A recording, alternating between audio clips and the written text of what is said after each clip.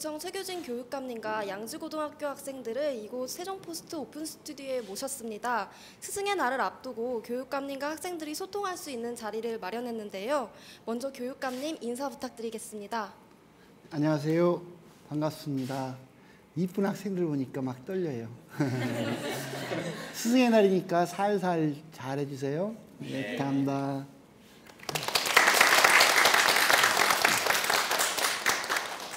네, 오늘 교육감님과의 첫 만남에 앞서서 양주고 1학년 이상은, 전예찬, 김비차리 학생과 2학년 정중현, 김진호, 황동준, 원예진, 전은지, 임고은 학생 총 9명이 직접 질문을 준비해왔습니다.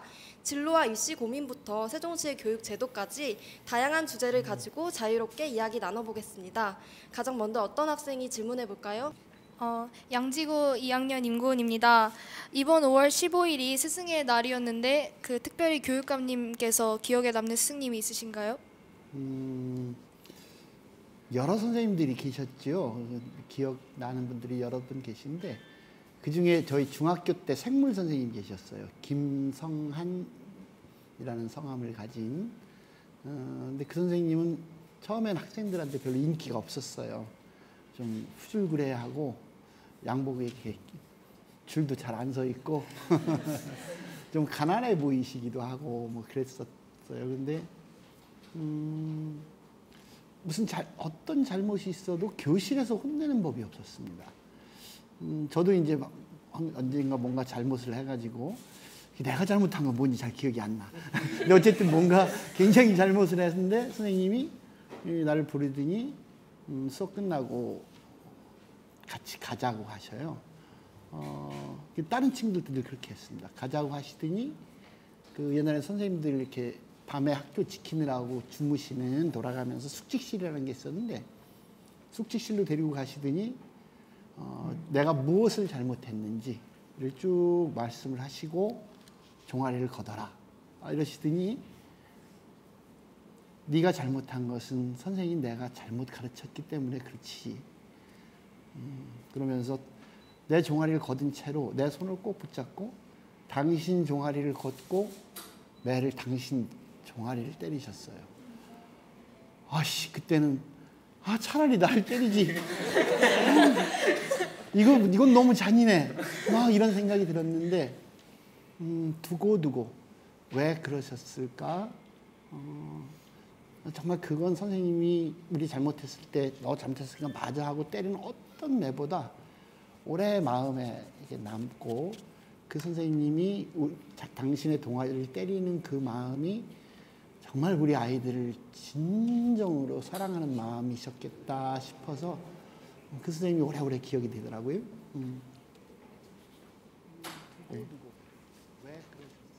네, 2학년 원예진이라고 합니다. 그렇다면 교육감님이 지향하는 바람직한 학생과 선생님의 관계는 무엇이라고 생각하시나요?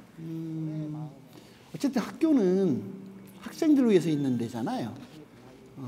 그리고 그 학생들이 미래 우리 사회의 주인으로 살아갈 수 있게 돕는 역할을 다들 하지요. 근데 거기서 이제 선생님은 중요한 역할을 하시는 분 중에 하나지요. 선생님과 학생의 관계가 그래서 참 중요한데 제 생각에는 제일 중요한 게 아까 그 선생님도 그래서 기억이 날 것 같은데 서로 존중하고 서로 사랑하는 관계여야 하지 않는가. 학생이 선생님을 존중하고 사랑하는 건 당연하고 선생님도 학생을 사랑하는 것만이 아니라 학생 한 사람 한 사람의 삶을 존중해야 된다는 생각이 첫 번째고요. 두 번째는 선생님과 학생이 서로 믿어줬으면 좋겠어요. 믿음이 있어야 될 것 같아요. 자기 기준으로만 상대방을 이렇게 재단하지 말고 선생님 같은 경우에 학생을 대할 때 좀 늦는 친구는 기다려주기도 하고 뭔가 말썽을 피울 때는 말썽을 피우는 저 뒤에 무슨 원인이 있을까? 집엔 어떤 사정이 있나? 친구 관계에 무슨 문제가 없나? 뭐 성장 과정에서 무슨 문제가 없을까? 이런 것을 먼저 살펴보는 그런 상호 간의 믿음 이런 게 중요하면 좋겠고 또 하나는 어쨌든 학교는 교사와 선생님과 학생이 함께 만들어 가야 되는 공간이어서 늘 함께 한다는 생각, 더불어 해야 된다는 생각, 늘 같이 우리 그 학교 공동체를 만들어 간다고 하는 동반자라는 생각을 가지는 관계, 이런 관계가 필요하지 않을까 생각해요. 네, 1학년 이상은이라고 합니다. 교육감님도 아시다시피 교육감 직책이란 게 높고 또 부담스러운 자리이기도 하고 한데 그 자리이기도 불구하고 왜 세종시 교육감님이 되고 싶은지 이유를 묻고 싶습니다. 세종시 교육감 되고 싶은 분들이 여러 계셨잖아요. 아마 다들 비슷한 마음이지 않았을까 싶은데 무엇보다도 이 세종시는 새로 만드는 도시잖아요.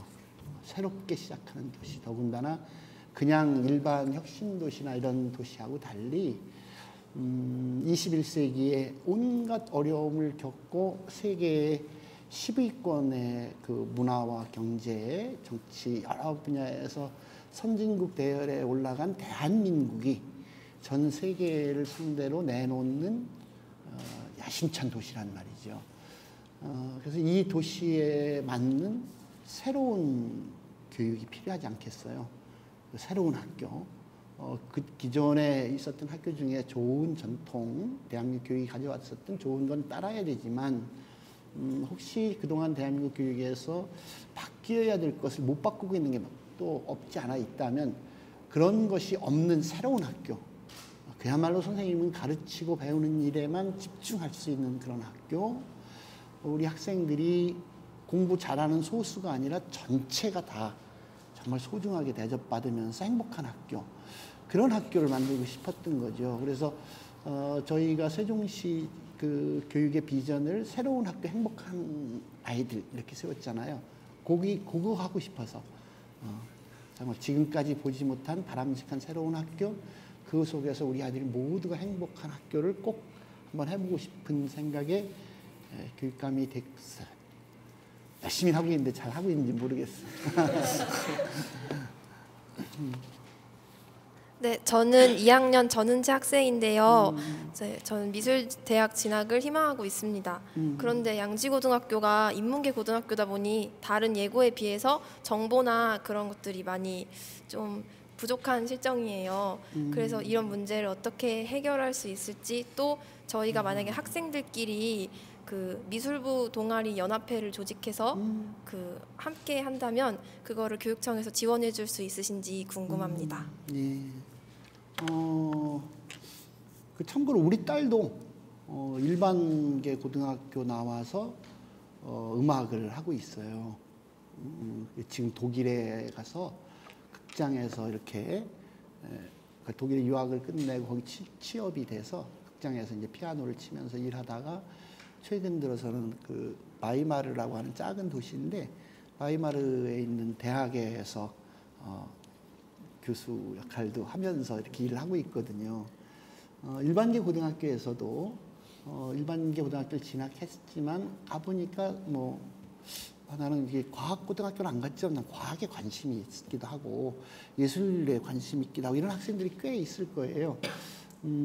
그래서 그 세종시에서는 그런 학생들을 위해서 일반계 고등학교를 이렇게 일반계 고등학교지만 과학 중점, 인문 중점, 예술 중점 이렇게 하는 것을 준비하고 있어요.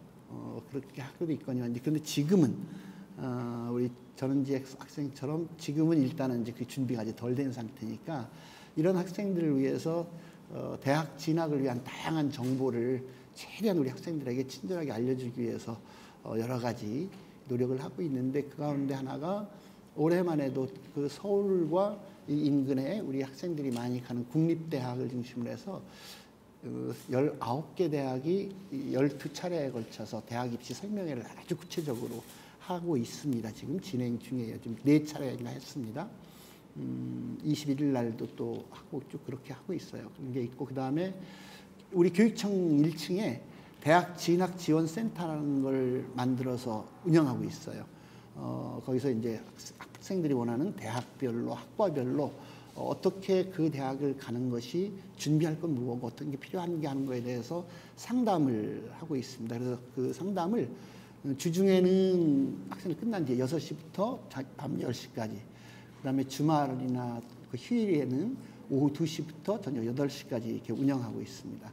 그리고 세종시에 있는 선생님들 중에 한 60명의 그 대학 입시에 대해서 많은 정보를 가지고 계신 선생님들이 대입 진학 컨설팅단을 조직해서 이분들이 대입 전문가들 초청해서 학생들이 진로를 설계할 수 있도록 지원도 하고, 학교에 찾아가서 선생님들을 상대로 우리 학생들이 궁금해하는 것은 이렇게 하시고 어디에 이런 자료가 있습니다, 이런 걸 안내하는 일도 하고, 그거 말고도 대학 입학 진학을 위해서 수시나 정시 상담 자료집, 학생부 종합 전형 합격자들은 어떻게 준비했는가 하는 그런 자료집, 이런 걸 만들어서 학교에 자료집으로 제공하고, 그걸 홈페이지에 올려가지고 학생들이나 학부모님들이 수시로 접근해서 찾아볼 수 있게 이렇게 하려고 그래요.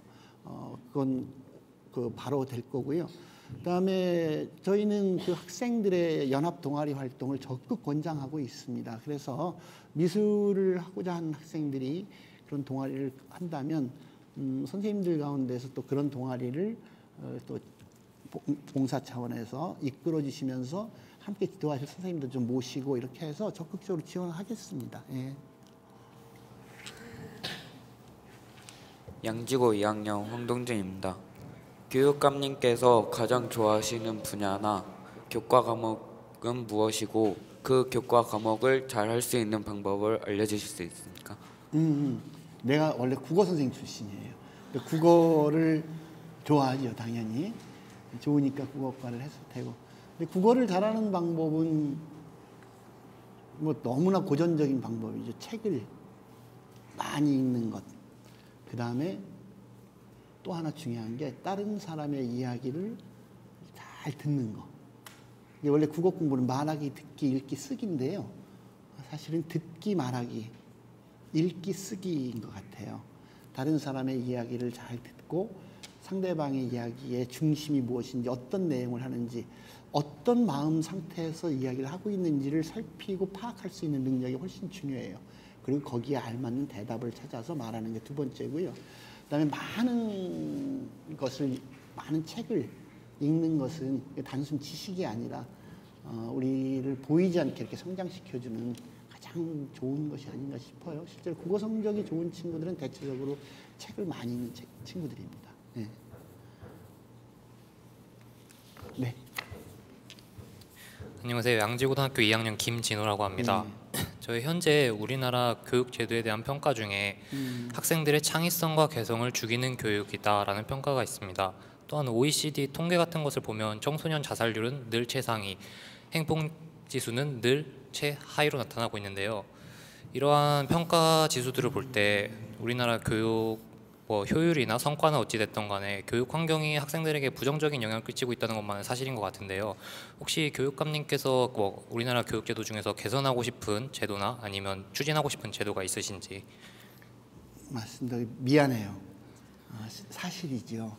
그러니까 우리 학생들이 소위 그 옛날 그 학력, 그리고 과학, 수학 이런 능력 평가를 하면은 수준은 거의 세계 최고인데 행복 지수는 거의 뭐 최하위이죠. 특히 우리 학생들이 학교에 머무르는 시간의 길이는 거의 전 세계에서 따라올 데가 없이 많은 시간을 보내요. 옛날에 영국에 가서 학교를 방문했는데 영국 친구들이 그 전에 2시면 하교를 했는데 3시까지 하라 그런다고, 어떻게 우리를 이렇게 잡아놓을 수 있냐고 막 그러는 거예요. 그래서 그래? 한참 전 얘기긴 해요. 한 92년도 얘기인데, 그래서 야, 난 대한민국에서 왔는데 대한민국 학생들은 아침 7시에 가서 밤 10시에 집에 가. 근데 10시에도 집에로 바로 안 가고 학원도 간다? 그랬더니 그 아이들이 아니 그런데 그 친구들이 다 돌지 않나요? 이렇게 물어봐요. 사실 그때 굉장히 좀 미안하고 부끄럽고 그랬어요. 우리나라가 그동안은 우리나라가 정말 가진 게 너무 자원도 부족하고 또 경제적인 기반도 발전되지 않았던 60년대, 70년대, 80년대에 이 상황에서 세계의 선진국을 따라가기 위한 많은 노력을 할 때는 실제로 선진국에서 하고 있는 많은 것들을 따라 배우는 것이 굉장히 중요한 때가 있었어요. 그래서 이제 그걸 많이 알고 많이 아는 게 필요하니까 막 지식을 막 일방적으로 넣어주려고 했고 또 그 성과가 일정하게 우리나라가 이만큼 성장하는데 일부 기여한 건 사실입니다. 그런데 이제는 아니죠. 이제는 아닐 때가 됐어요. 근데 그 아니라는 것을 한 20년 전에 1995년에 OECD에서 미래 사회에 필요한 역량은 그게 아닙니다라고 제안한 게 있어요. 그리고 그로부터 한 5년 지난 2000년에 유엔 산하기관 유네스코는 이제 교육 관련한 단체잖아요. 유네스코에서 이제 세계의 교육이 주목하고 키워야 될 역량은 단순히 지식 암기 시대가 끝났다라고 선언하고 얘기를 했어요. 그런데 그걸 말은 맞지만 학교가 그것을 따라가는 데는 굉장히 힘들었지요. 근데 그걸 먼저 따라가는 나라가 핀란드 같은 나라고 미국의 그 몇 개의 주가 있고 호주에서도 한두 개의 주가 그걸 따라서 거기에 따라서 교육 체제를 바꿨어요. 그곳이 지금 이야기하는 교육 혁신이 이루어진 나라들로 전 세계가 주목하고 따라가 배우려고 하고 이런 나라들이거든요. 우리나라도 좀 늦긴 했지만 교육부에서 지난해 2015 교육과정 개정안을 내놨습니다. 2015 교육과정 개정안을 다른 말을 뭐라 그러는가 하면 역량 중심의 교육과정이라고 이렇게 얘기를 해요. 이제 과거와 달라진 것이 이제는 우리 학생들의 실력, 그러니까 학력이 옛날처럼 점수가 아니라 제대로 된 참 학력이라고도 그러는데 새로운 학력은 교육부에서 얘기하는 게 공동체를 살아갈 줄 아는 능력, 의사소통을 잘할 수 있는 능력, 심미적인 감성, 음악이라든가 미술인가 이런 그 예술을 보고 아름다움을 느낄 줄 아는 감동, 그다음에 창의적인 사고 능력, 그다음에 자기주도 학습과 자기 관리 능력. 이 자기 관리 능력에는 건강까지 포함합니다. 그리고 지식 정보를 처리할 줄 아는 능력. 이거 완전히 달라진 거죠. 옛날에는 누가 지식을 많이 가졌냐는데 우리 지난번에 알파고에서 봤듯이 우리는 아무도 컴퓨터보다 더 많은 지식을 가질 수 없거든요. 그 대신 우리는 뭘 할 수가 있는가 하면 컴퓨터에 있는 그 많은 지식 중에서 어떤 지식이 어디에 필요한가를 찾아내서 활용할 수 있어야죠. 그리고 그 활용은 우리 인간 모두에게 유익하게 활용할 수 있는 능력. 이쪽으로 이제 바뀌었어요. 그렇게 늦었지만 그렇게 바뀌었고 이걸 할 수 있는 것의 기본이 제가 보기에는 우리가 민주주의 사회를 살잖아요. 민주 시민을 기르는 교육이라고 생각합니다. 민주주의의 가장 중요한 것은 인간의 존엄성을 존중한다는 거거든요. 그러니까 민주주의의 시민의 자격을 갖는다는 것은 내 자신의 소중함, 자존심, 자존감, 자기 스스로를 소중히 여기고 내가 소중한 만큼 내 친구들, 내 벗들, 내 식구들, 내 이웃들을 똑같이 소중히 여기면서 사는 거예요. 이게 민주 시민이거든요. 이렇게 할 수 있도록 학교를 바꿔야 되는 거죠. 학교 문화를. 세종시에서는 바로 그렇게 그래서 교육이 학교 혼자서 하는 게 아니라 학교 안에서는 선생님과 학생과 학부모님들이 같이 함께하고 이것이 학교 안에서만 해서는 되지 않고 세종시 전체가 교육 공동체, 세종교육특별시 이래가지고 적어도 교육에 관해서 세종시민 전체가 같이 한 마음으로 우리의 미래를 준비하는 마음으로 가는 그렇게 우리 왜 한 아이를 키우는 데는 온 마을이 필요하다고 아프리카의 속담이 있듯이 그걸 세종시에서 한번 실현해보자 다시. 이렇게 가면 지금 진호 학생이 이야기한 많은 문제들을 해결할 수 있을 것 같아요. 근데 아직은 이제 그걸 같이 합시다 하고 이제 시와 이야기하고 학문과 이야기하는 단계라 여러분 후배들 때나 그것이 좀 실현되지 않을까 싶은데 어쨌든 최대한 서둘러서 할게요. 예. 1학년 김기철입니다.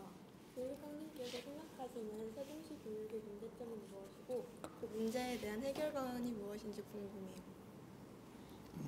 참 이게 세종시 교육을 책임지고 있는 사람한테 문제점을 물어보니까 있어요. 왜 없겠어요? 근데 세종시가 이제 새롭게 만들어지는 도시고 그러다 보니까 우선 교육 환경 면에서 좋은 점도 많이 있지요. 그죠? 학교 건물이 다 새롭잖아요. 다른 시도에 있었던 학교 건물을 보면은 정말 획일적이잖아요. 근데 여러분 학교만 해도 공간 배치가 전혀 다르지요. 우리가 이렇게 집을 새로 살 때 엄마 아빠들이 왜 그렇게 집을 꼼꼼히 따져보는지, 그다음에 또 그렇게 따져봐서 들어간 집을 또 잘 꾸미기 위해서 여기다 놔보고 저기다 놔보고 하는 것이 그 공간이 주는 사람에게 미치는 영향이 크기 때문에 그렇거든요. 그렇다고 보면 우리 학교는 정말 우리 어린 미래 세대를 살아갈 어린 친구들이 많은 시간을 보내는 곳이어서 굉장히 그 깊은 배려가 있었어야 하는데 사실은 한 60년, 70년 동안 대한민국 학교가 그걸 못했지요. 그랬었는데 세종시 학교는 그런 면에서 여러분 학교만 해도 그죠? 복도가 단순히 그냥 걸어 다니는 곳이 아니라 곳곳에서 쉼터, 곳곳에서 우리 친구들과 협력 학습을 할 수 있는데 곳곳에서 책을 볼 수 있는 공간, 전시할 수 있는 공간 이렇게 다양하게 활용할 수 있게 되고 그렇게 활용하지요. 그렇게 이제 바뀌는 그런 학교 건물 같은 것들이 굉장히 좋아진 것. 그다음에 세종시는 OECD 평균 수준을 따라가기 위해서 전국적으로 보면 도시는 대체적으로 학생 수가 한 30명 가까이 되잖아요. 학급당. 근데 우리는 25명으로 지금 하고 있잖아요. 이런 거. 그다음에 여러분 직접 관련 없지만 세종시엔 유치원이 국가에서 운영하는 공립 단설 유치원이 굉장히 많은 도시예요. 요 세종시 동지역 새로 만들어진 동지역에만 올해 되면 이제 작년까지 22개였고 올해 세계관으로 25개 공립 단설 유치원이 되거든요. 근데 1,000만이 살고 있는 서울시가 공립 단설 유치원이 몇 개일까? 48개. 생각해보면 그럼 여기가 얼마나 많은지 알 수 있겠죠. 여기 다시 말해서 국가에서 책임지는 최고의 선생님이 최고의 시설에서 최고의 교육과정을 통해서 우리 아이들을 가르치는 유아교육이 거의 세계 최고예요. 이런 것들도 있고 어쨌든 이곳에 과학예술영재학교나 특수학생들을 위한 이제 그 세종누리학교나 국제고등학교가 있고 뭐 지금 이제 추진하고 있는 예술고등학교도 이제 2018년 3월이면 개교를 할 수 있게 준비할 건데 이런 이제 학생들이 다양한 자기가 가고 싶은 데 따라서 갈 수 있는 학교들을 좀 더 특성화 학교도 좀 늘릴 작정이고 이런 것이 좋고 그리고 캠퍼스형 고등학교라 그래서 여기 이제 새로 학교를 쭉 지어야 되니까 고등학교 3개를 가까이 함께 지어볼까 그래요. 하나, 둘, 3개를 짓고 그 가운데에 함께 쓰는 운동장도 그럼 새 학교 운동장 같은 게 크고 100m 더 뛸 수 있고 강당도 크게 짓고 도서실도 좀 더 크게 짓고 근데 새 학교 따로따로 짓는 것보다는 덜 들지도 몰라요 돈은.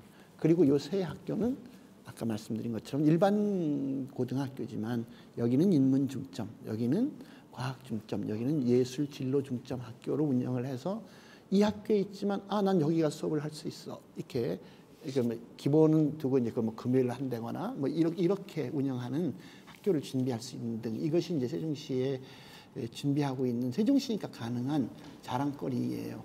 그런데 문제는 이제 아까 물어본 게 사실은 자랑하라는 게 아니라 문제점을 얘기하라 그랬으니까 새로 지어지는 도시다 보니까 딱딱 맞춰서 그 학교를 지어야 되는데 그 학교 설립할 땅이 그때 딱딱 맞게 이렇게 공급되지 못하는 게 덜어 있어요. 그러다 보니까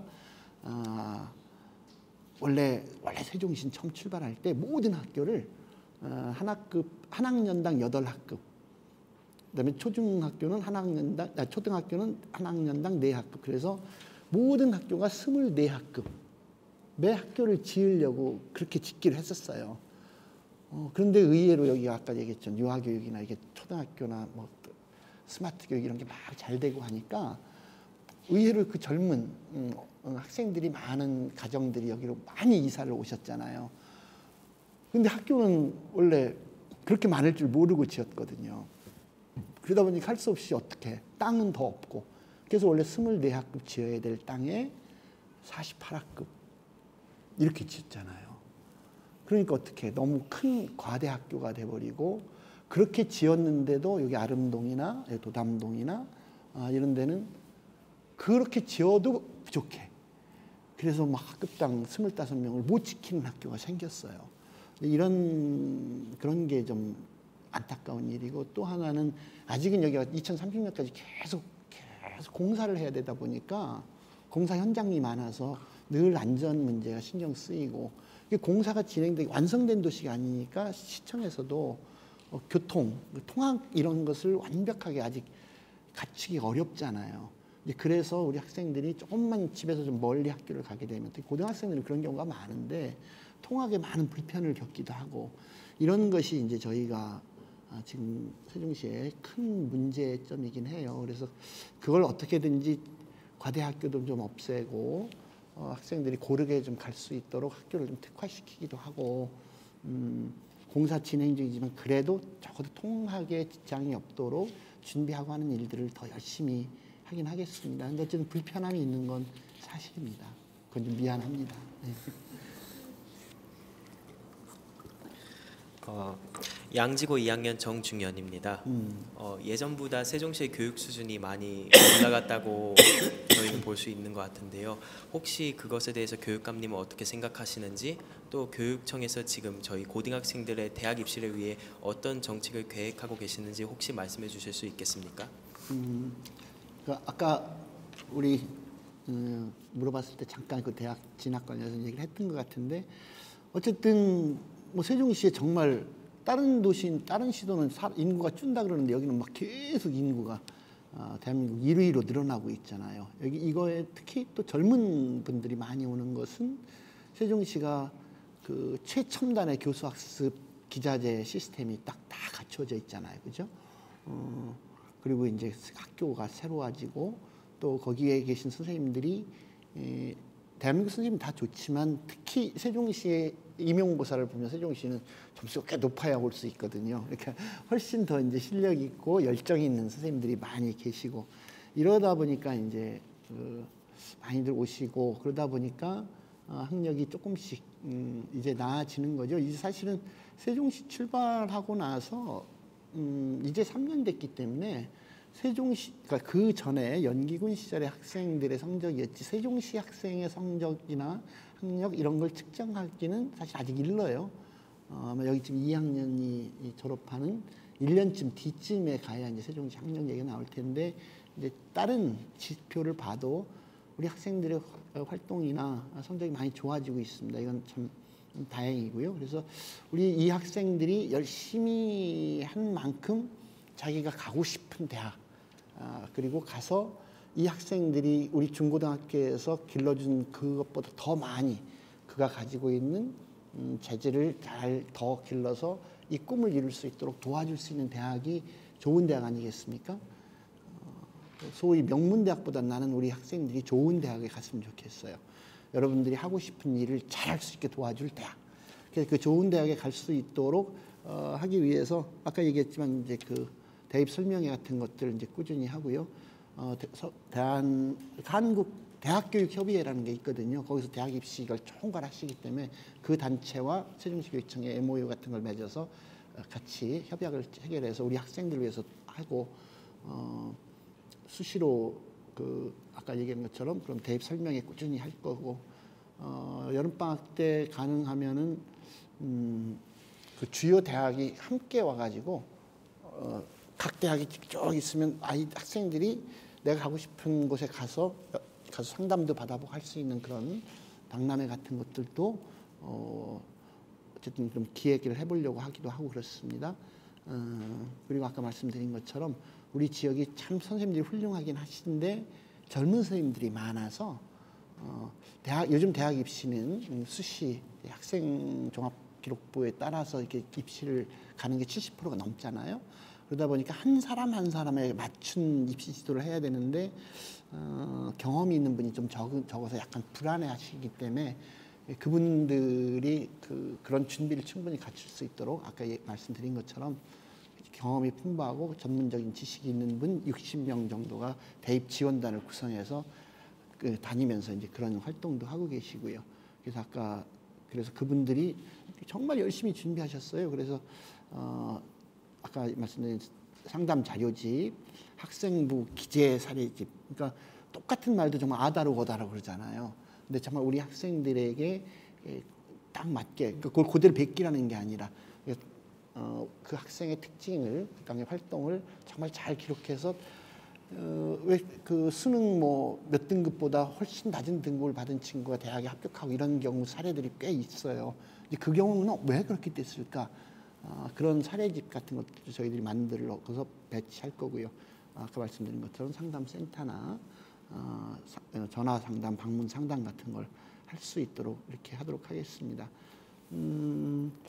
나중에 필요하면 서울 지역에 있는 그 수시 모집 진학 희망하는 학생들을 위해서 수시 모집 신청 면접반 이런 것을 여름방학 끝나거나 여름방학 때 한 번, 그다음에 수능 끝나고 나서 한 열흘 정도 이렇게 해서 그 수시 모집 신청 면접반 같은 것을 운영해볼 지금 계획을 가지고 준비하고 있습니다.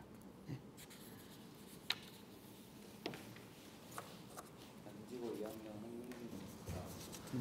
세종시에는 문화시설이 많이 부족한 편이라고 봅니다. 일상생활 중에 학생들이 자유롭게 교육 활동을 할 수 있고 건전한 학생들의 문화를 즐길 수 있는 그런 편리한 시설을 만들고 싶습니다. 어떤 방법이 있을까요? 네. 이제 우리 시장님하고 이제 저희 자주 만나요. 만나면 시장님도 어른들 만나들 그런 얘기를 하시거든요. 세종시를 그러니까 제가 이제 난 교육도시를 하고 싶다 그러면 우리 시장님은 늘 세종시를 교육과 문화의 도시로 만들고 싶다 이렇게 얘기하시는데 아직은 좀 많이 부족하지요. 이게 이제 시에서도 그래서 청소년 도서관도 지금 국립도서관 있잖아요. 그거 말고 지금 청소년 도서관도 새로 짓기로 해서 그 행복청하고 시하고 같이 함께해서 노력도 하고 있고, 학생들이 충분히 공부하고 학교 밖에서도 계속적으로 학습도 하고 놀기도 하고 또 문화도 즐길 수 있는 공간들이 필요하다는 데 동의를 합니다. 그래서 그 각 동마다 여기는 복합 커뮤니티 센터라는 게 있잖아요. 근데 그곳이 주민들만 이용하는 공간이 아니라 그곳에서 그 우리 학생들도 함께 즐길 수 있는 문화 프로그램 같은 것들도 많이 하고 학생들도 직접 지역 어른들과 함께 참여해서 할 수 있는 문화 프로그램들을 같이 개설해서 운영해보자. 그런 논의들을 지금 하고 있어요. 지난번에도 최근에 가장 늦게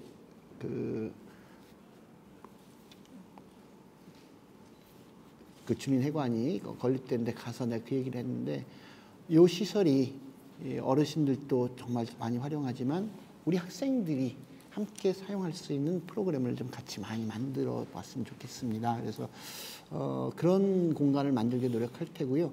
그 다음에 우리 교육청에서는 또 학생들이 우선 학교에서 학교 안에서 다양한 학생들이 원하는 자치활동을 문화를 중심으로 해나갈 수 있도록 여러분 학교도 보니까 작년보다 또 올해 또 많이 달라진 게 있더라고요. 그렇죠? 근데 그런 활동들을 그리고 학교 안에도 일정하게 그냥 작지만 소박하지만 공연 같은 걸 할 수 있는 야외 공연장 같은 걸 좀 만들어서 또 뭐 학생들이 언제든지 자기가 준비한 것을 서로 발표하고 다른 친구 박수 쳐주고 뭐 시를 좋아하는 친구는 신앙송회도 하고 누구는 춤을 거기서 보여줄 수도 있고 누구는 악기를 다룰 수도 있고 누구는 거기서 합창을 보여줄 수도 있고 뭐 이렇게 이런 활동을 할 수 있도록 좀 도와줄 것이고 이것이 아직은 학생들도 아직 준비가 안 돼서 좀 서투르기도 하고 낯설기도 하잖아요. 그래서 작년부터 매년 학생들이 스스로 준비하고 스스로 개최해보는 학생회 연합 동아리를 만들고 그 사람들이 주관하는 학생 축제를 지금 2년 했지요.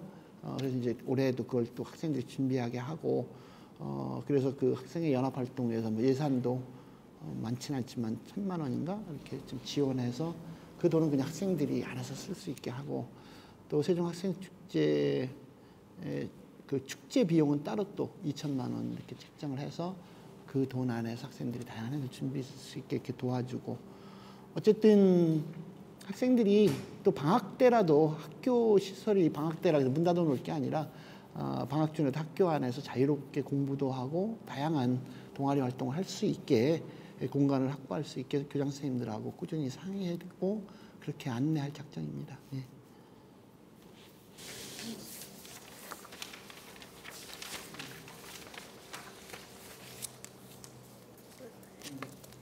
네, 교육감님의 어린 시절 꿈은 무엇이셨나요?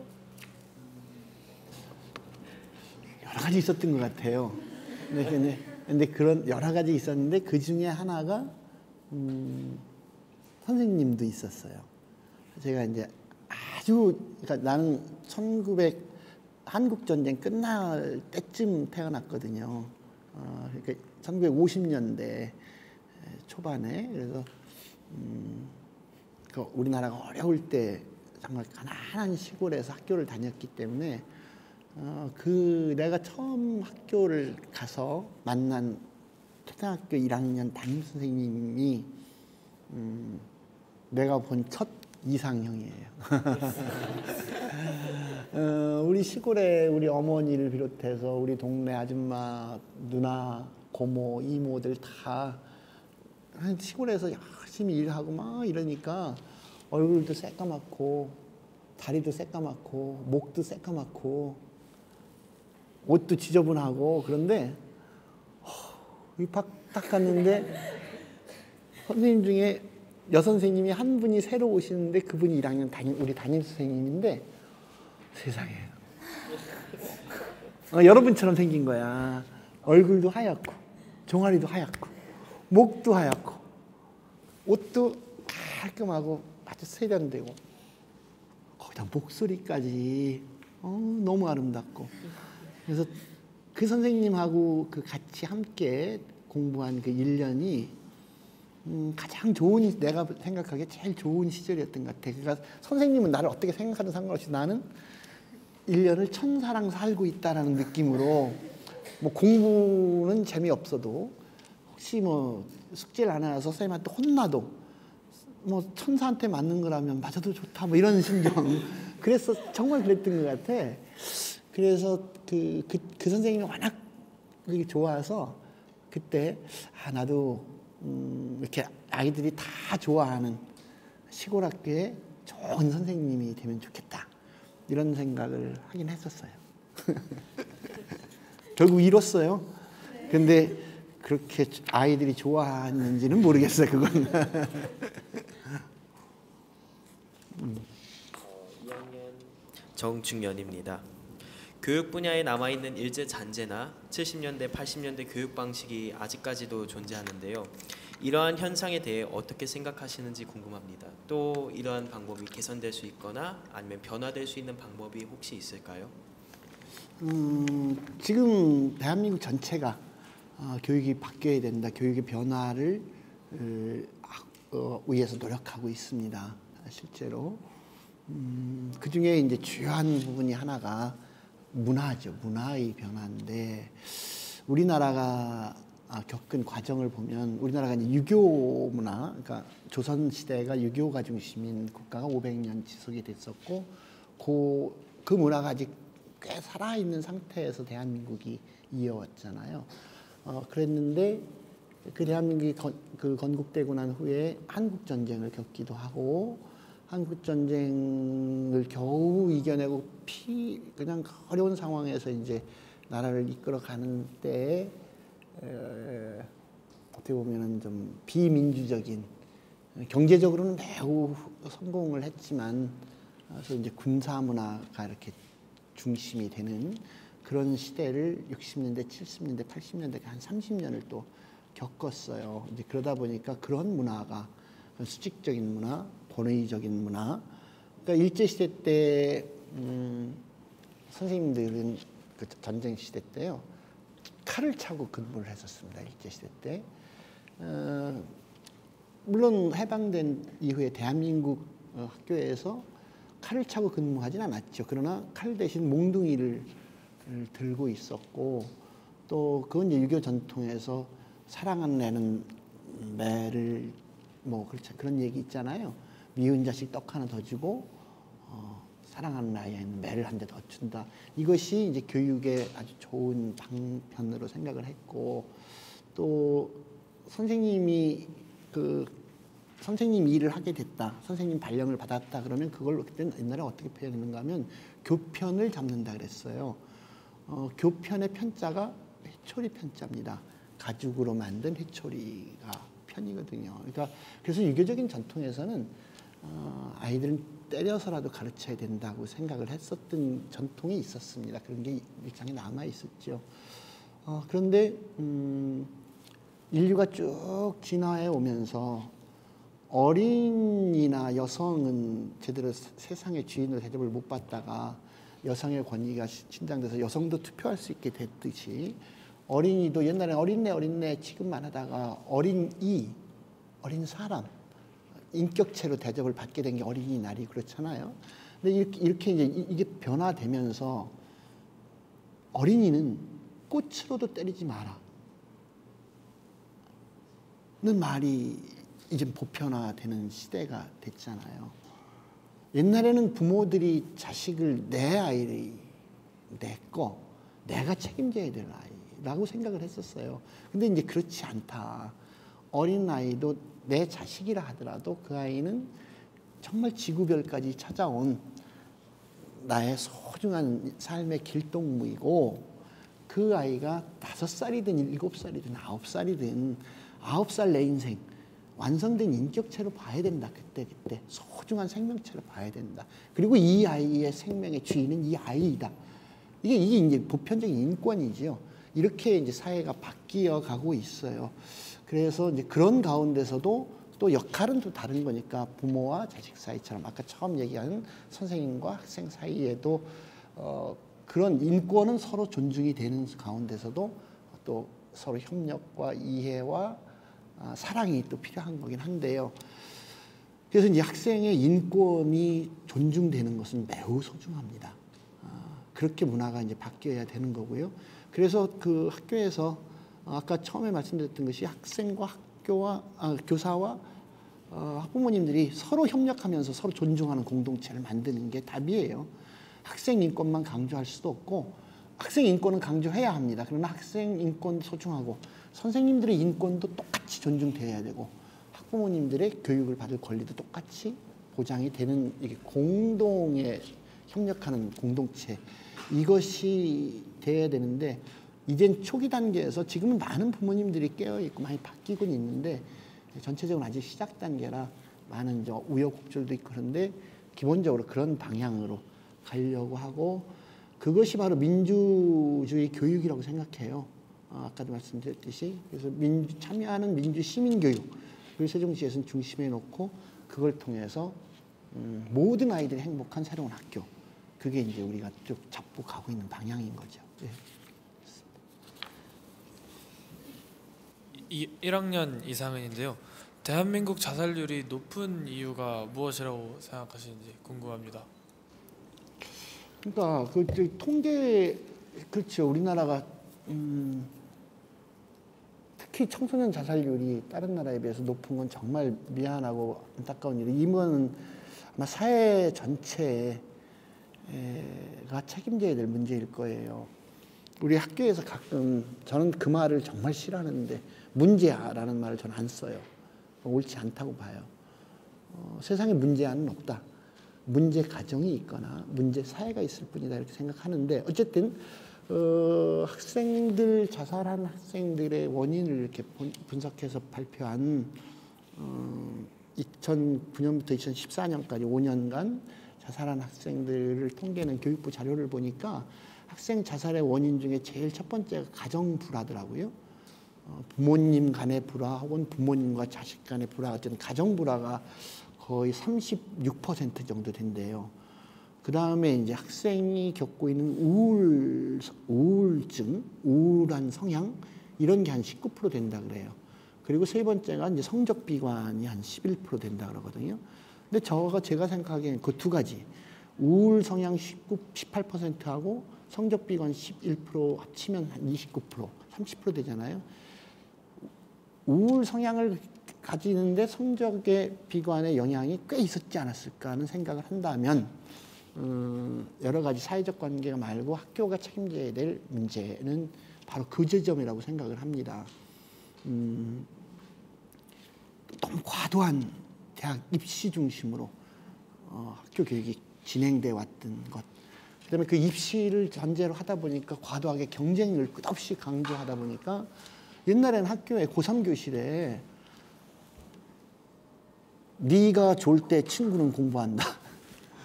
친구가 함께 살아야 될 동지가 아니라 함께 협력해야 될 사람이 아니라 경쟁 상대로만 봤던 그런 때가 있었잖아요. 근데 이런 것에서부터 그 중요한 문제라고 생각이 돼서 제가 세종시에서 하고 싶은 게 그거예요. 모든 세종시 모든 학교가 25명이 공부한다면 1등부터 25등까지 같이 공부한 학교가 아니라 25가지의 1등이 서로 인정하고 존중하며 배우는 교실. 우리는 다 그렇습니다. 이 사람이 무용을 잘하고, 미술을 잘하고, 얘는 음악을 잘하고, 얘는 계산을 잘하고, 얘는 축구를 잘하고, 얘는 놀이를 잘하고, 다 찾아보면 다 25가지 1등이 있어요. 그걸 존중하고 인정해주고 또 각자는 그 내가 잘하는 것을 살려서 하고 싶은 것을 결합시킨 꿈을 키우고 이러면 이게 아름다운 사회거든요. 그런데 그걸 똑같은 기준으로 놓고 정말 나는 씨름은 잘하지만 달리기는 정말 안 된데 그 아이를 모두 달리기만으로 놓고 1, 2, 3등 한다면 얼마나 불공정해요? 말이 안 되죠. 그런데 그게 말이 안 되는 걸 뻔히 알면서 공부만 가지고 하는 거에 대해서는 아무도 이의제기하지 않았던 게 그동안의 것이었다는 거죠. 그렇다면 이제는 아까 교육부에서도 그렇고 우리도 이제는 그 방향을 바꾸어야 된다. 이 과정에서 그 자살 얘기가 나온 김에 한마디만 더 하면 그 문제 해결한 것은 어른들의 책임이기도 한데 우리들이 내 주변에 있는 친구를 살피는 게 참 중요하지 않나 싶어요. 내가 막 즐거울 때 누군가 혼자서 뒤에 앉아있는 친구가 있는지를 살필 줄 아는 우리들의 마음, 가서 손 내밀어 주는 마음, 이것이 우리 친구들의 안타까운 죽음을 훨씬 줄이거나 막을 수 있는 우선은 필요한 일들이 아닐까 그런 생각을 합니다. 교육감님께서 아까 가장 행복했던 순간이 그 초등학교 1학년 때 천사 같은 선생님과 함께했던 시간이라고 하셨잖아요. 그러면 살면서 가장 힘들었던 순간은 언제셨는지? 그냥 부모님 돌아가셨을 때예요. 아버지 돌아가셨을 때, 어머니 돌아가셨을 때 두 번인데 이상하게 제가 좀 복잡하게 살았는데 어쨌든 아버지 돌아가셨을 때는 내가 대학 다니다가 4학년 졸업하고 고등학교 선생님으로 갈 줄 아버지가 기대를 잔뜩 하고 우리 애가 드디어 교생 실습을 갔어요. 6개월 지나면 내년 3월에는 우리 동네 고등학교 선생으로 올 거야 라고 자랑을 했는데 제가 학교를 똑 잘려버렸어요. 제적이 됐어 옛날에. 민주화 운동 하다가 그래서 아버지 그때 너무너무 속상하셨을 거예요. 내가 제적당하고 감옥도 갔다 오고 뭐 강대로 군대도 갔다 오고 이러고도 복학이 안 되고 그렇게 한 5년 넘게를 바깥에서 보내는 동안 아버지가 속이 그런 상태에서 돌아가셨어요. 나 때문에 돌아가셨구나. 너무 아팠죠. 그래서 어머니한테는 잘해야 되겠다 생각하고 어머니를 모시고 살았는데 그 다음에 내가 학교에서 선생님 돼서 하다가 선생님을 또 잘렸어요. 쫓겨났어요. 그래서 근데 그때 내가 학교에서 잘려있는 그러니까 해직 교사인 상태인데 어머니가 갑자기 중풍이 와서 쓰러지셔서 돌아가셨어요. 어머니가 꼭 그것 때문에 돌아가시진 않았어. 사실은 내가 학교를 그만두고 감옥을 갈 때 우리 어머니는 그래 누군가 해야 된다면 네가 해야지라고 격려해 주셨던 분이니까 그렇지만 밖에서 보기에 쟤는 지 아버지도 속식해서 죽이더니 엄마마저 쟤가 속식해서 돌아가셨다고 할 것 같기도 하고 내가 스스로 그런 마음도 많이 들고 그래서 두 분 돌아가셨을 때 참 견디기 힘들 만큼 힘들었었어요. 그랬던 것 같아요. 네. 1학년 김미찰입니다. 교육감님이 세종시 학생들에게 바라는 점이 있다면 어떤 점인가요? 들어도 김비찰이 이름이 참 예뻐요. 이름뿐만 아니라 우리 비찰이가 자기 자신이 가진 꿈, 내가 잘하고 다른 사람들이 가지지 못하는 내가 잘하고 있는 것을 찾고 이거에 대해서 자부심을 딱 가졌으면 좋겠어. 모든 학생이 내가 내 삶의 주인이라고 하는 것을 알고 자기 자신이 얼마나 소중한 사람인가를 알았으면 좋겠어요. 자기 자신을 소중히 여길 줄 아는 사람만이 다른 사람의 소중함도 존중해 줄 수 있을 것이라고 믿어요. 그래서 여러분들이 각자 내가 자기 자신 잘할 수 있는 거에다가 거기에다 하고 싶은 것을 버무린 자기 꿈을 가지고 살아갈 때 늘 거울 앞에서 아침에 학교 딱 나올 때 여학생들 어차피 거울 한번 보잖아요. 근데 이왕 보고 나올 때 이렇게 머리만 보지 말고 거울 앞에 한번 서서 우리 고은이 같으면 꿈이 뭐예요? 의사? 오케이. 고은아, 너는 의사가 될 수 있어. 아니, 그냥 의사가 아니라 넌 대한민국 최고의 의사가 될 거야. 대한민국에서 많은 환자가 고은이 너를 만나면 정말 행운이라고 생각하는 그런 의사가 될 거야. 왜? 고은이니까. 이렇게 자기 자신한테 늘 이야기해주고 나오는 학생이었으면 좋겠어요. 그 긍정적 에너지가 여러분의 꿈을 이루어가는데 크게 힘이 될 겁니다. 살아가다 보면 힘들 때도 있고 덜어는 좌절이 올 때도 있어요. 꿈이 쇽 가지는 게 아닐 때도 많습니다. 그러나 그때 쓰러지지 않고 다시 일어나는 큰 미천이 되질지도 몰라요. 나는 정말 우리 모든 학생들이 그렇게 자기 자신에 대해서 존중해주는 학생이었으면 좋겠어. 그런 학생들이 모여있는 사회, 그런 학생들이 미래에 커서 이루는 사회는 모두가 서로가 서로를 소중하게 존중하며 사는 대한민국이 될 테니까. 네.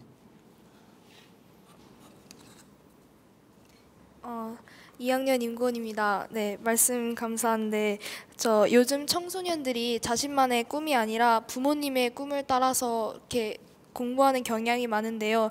저는 의학 계열이 꿈인데 이렇듯 자신만의 꿈을 지니기 위해서 학교에서는 어떠한 진로 교육을 실시해야 한다고 보십니까? 그렇죠. 문제가 있어요, 그죠? 특히 이제 부모님들이 부모님들과 자주 만나서 학부모님들과 자녀 교육에 대해서 많은 프로그램을 하려고 합니다. 오늘도 제가 오전에 우리 학부모 아카데미 그래서 유치원과 초등학교 자녀를 둔 부모님들 중에 신청하신 분 모시고 같이 지금 3기째 하고 있는데 그런 강의를 하면서 많은 세종교육은 어떻게 하고 싶어요 얘기하면서 주로 하는 얘기가 이제 우리 아이들 얼마나 소중하게 길러야 되는가, 그 다음에 우리 부모님들에게 내 아이를 좀 놓고 정말 내 아이를 소중히 여기면 우리 아이들이 어떻게 행복해야 될까를 같이 고민하자는 얘기를 많이 하거든요. 그러면서 아까 여러분에게 했던 거 똑같은 이야기, 우리 아이들 하나하나는 내 거 아니고 나한테 찾아와준 내가 정말 나랑 함께 가주는 정말 소중한 완성된 인격체로 보고 많은 걸 도와줄 수는 있지만 결정은 다 이 친구가 하게 해야 한다. 작은 것 하나도. 엄마 아빠가 결정해서 이렇게 하라고 하는 거 옳지 않다고 얘기를 하고, 그래서 부모님들이 자녀들이 바른 길을 찾아갈 수 있도록 돕는 안내자지 결정하는 사람이 아니라는 걸 함께 좀 그런 인식을 넓히는 일을 우선 해야 될 것 같고요. 그 다음에는 이제 학교 안에서 또 그러면서 해야 할 일은 학생들이 내가 가지고 있는 꿈기에 맞는 진로가 어떤 게 있는지를 잘 모를 수도 있으니까 요 자유학기제나 이런 걸 통해 가지고 학생들이 자기 자신에게 맞는 개성에 맞는 진로를 정할 수 있도록 진로 체험할 수 있는 곳도 저희가 200개가 넘게 협약을 맺어서 우리 도움을 받고 있고요. 최근에도 뭐 보니까 초등학교에서도 며칠 전에 초등학교에서도 43가지의 직종에 이 지역에 살고 계신 학부모님들이거나 뭐 기관에 계신 분들이거나 이런 분들이 뭐 의사, 군인, 뭐 소방서, 뭐 이렇게 정치하시는 분, 농사 짓는 분 이렇게 아주 43가지의 직종을 가진 분들이 거기는 그 머리 미용하시는 분도 있고 제빵사도 있고 커피 내리는 분들 막 이분들이 와서 부스를 쭉 차려가지고 초등학교 아이들이 쭉 체험을 하게 이런 걸 하더라고요. 이렇게 모든 학교에서 우리 아이들이 다양한 진로 직업 체험을 확대하는 것 이런 것을 하고 무엇보다도 학생들이 스스로 자기가 자기 진로를 자기주도적으로 진로 설계를 할 수 있도록 많은 걸 좀 준비하려고 하고 있습니다. 그래서 이제 지금 그러니까 특성화고를 가진 않았지만 중학교 학생들 중에는 세종 하이텍고라고 있잖아요. 네, 특성화고 하나 있는데 그 학교에서 우리 학교에서 세종 진로직업체험센터, 그래서 그 학교 아닌 중학생들이 주중심인데 가가지고 거기서 제과 제빵, 뭐 바리스타, 자동차 정비, 용접 뭐 이런 걸 이제 직접 해보면서 이게 맞는지 틀린지 뭐 이런 것도 해보기도 하고 근처에 많은 체험처를 갖기도 하고, 그리고 가능하면 많은 학교에 권유해서 저기 분당에 가면은 자볼드라고 아주 굉장하게 잘 시설해 놓은 데가 있어요. 양지고등학교 갔다 왔나? 아직 안 갔나? 내년에 꼭 가자 그래. 그 자볼드에 가서 정말 다양한 직업 체험을 직접 해볼 수 있거든요. 근데 그런데 자꾸 가서 우리 학생들이 자기 꿈이 있었던 걸 거기 가서 확인시킬 수도 있고, 까다롭게 망설였던 친구는 거기서 확정 지을 수도 있고, 막연하게 아무 생각 안 했던 친구는 거기 가서 이게 정말 하고 싶어, 나 이게 잘할 수 있을 것 같아요 찾을 수도 있고, 그런 걸 적극적으로 권유하기도 하고, 좀 다양하게 진로 프로그램을 좀 운영하도록 노력하겠습니다. 1학년 전예찬입니다. 최근에 양지고 시험이 끝났습니다. 그리고 시험이 성적이 나오고서 시험 점수가 잘 나서 밝은 학생도 있고 그 좌절해 있는 학생들도 있습니다. 네, 저도 좌절해 있는 학생 중에 한 명인데요.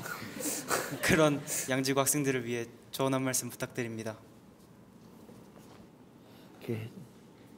왜 좌절했을까? 내가 맞고 싶은 점수가, 내가 할 수 있는 점수가 있었는데, 내 지난번에 수학 시험에서 40점을 맞았는데 열심히 해서 이번엔 45점을 맞아야지. 45점을 맞았으면 얼굴이 밝아야 돼요. 그런데 그거보다 원래 90점 맞던 애가 98점 맞는 애가 96점 받은 애를 자꾸 쳐다봐. 이게 바보 같은 짓이거든요, 사실은. 자기 목표가 중요해요. 그리고 어떻게 다 잘해? 다 잘할 필요도 없고, 사실은. 그런데도 어쨌든 사회 분위기도 아니고, 어떤 시험은 우리를 긴장시키고, 시험 결과는 말은 내가 이렇게 하지만 운전면허 시험 받아 떨어지고 나면 굉장히 부끄럽고 창피하고, 이렇게 나도 그런 경험도 있고 그래요. 여러 번 떨어졌거든요. 다들 열심히 이제 그 시험 그 다음엔 또 준비도 하고 열심히 노력하죠. 근데 늘 세상 살아가는 게 누구랑 비교할 필요 없이 내가 사는 거거든요. 사실 어쩌면 평생 나와의 싸움일지도 몰라요. 내가 타락하고 싶은 때도 가끔 있을 거 아니야, 그죠? 내가 게으름 피우고 싶을 때 가끔 있을 거 아니야. 그런데 이것이 맞아 틀려? 에 대해서 맞는지 틀리는지 자기 판단에 따라서 그걸 이겨내는 과정이잖아요.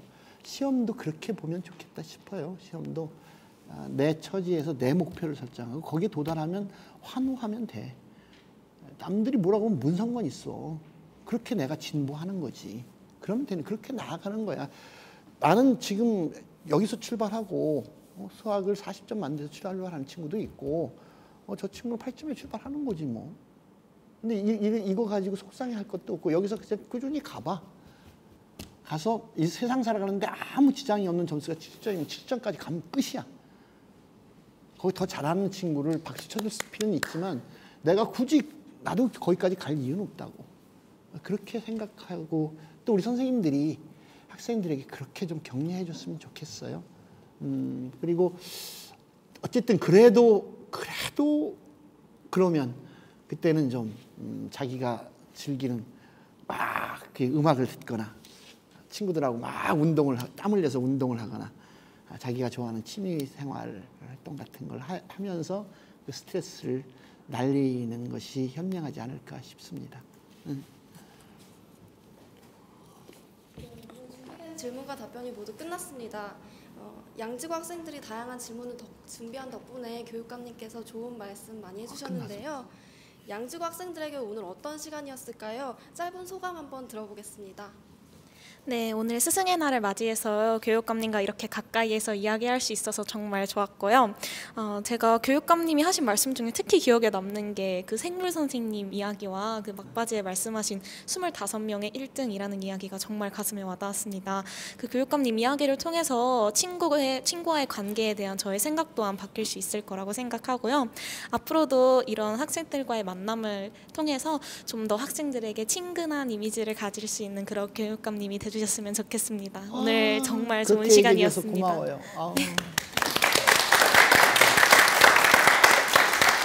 나는 엉터리로 막 얘기했는데 우리 예진이가 너무 이쁘게 정리해줘서 내가 마치 진짜 잘한 것 같은 느낌이 들어요. 고맙습니다. 네, 마지막으로 교육감님도 오늘 이 자리 함께해 주신 소감에 대해서 짧게 부탁드립니다. 고맙습니다. 그냥 우리 학생들을 만나서 좋고요. 학생들이 편안하게 자기 얘기를 솔직하게 물어봐줘서 고맙고, 제가 준비를 제대로 못한 건 미안한데 어쨌든 우리 교육청이 우리 학교와 가정과 그리고 우리 세종시 전체 지역사회가 모두가 여러분들을 위해서, 우리 세종시의 미래인 우리 어린이부터 청소년까지를 위해서 함께 더불어 사는 세계 최고의 도시를 만들어 갈 수 있도록 하자고 끝없이 어른들께 말씀드리고, 교육청이 준비할 것은 최선을 다해서 준비하고 늘 여러분들 이야기를 듣기 위해서 귀를 활짝 열고 있겠습니다. 고맙습니다.